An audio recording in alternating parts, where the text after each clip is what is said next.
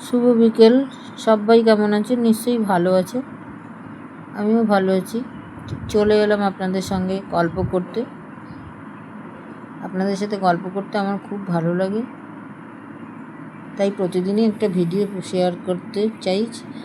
চলুন দেখছি, একটা ছোট্ট ভিডিও নিয়ে এসেছি, খুবই সহজে। ডাঁটা, আলু আর কাঁঠাল বীজ, বেগুন দিয়ে একটা তরকারি।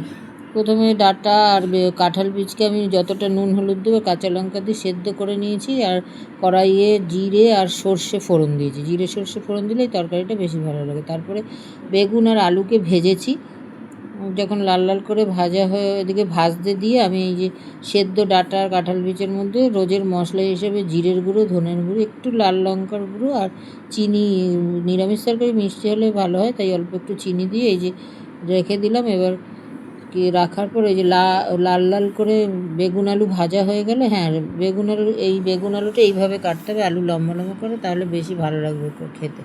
এবার যখন ভাজা হয়ে গেলো তখন ওই সেদ্ধ করা ডাঁটা আর কাঁঠাল বীজ দিয়ে দিলাম ঢেলে।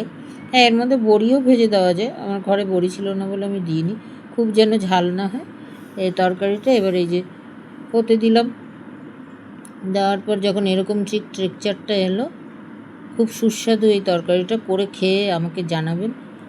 ঘোষ কিচেনের এই নিরামিষ তরকারিটা সত্যি দেখতে খুবই কম জিনিস দিয়ে এবং সহজ জিনিস দিয়ে, কিন্তু খেতে খুবই ভালো। কমেন্টে জানাবেন।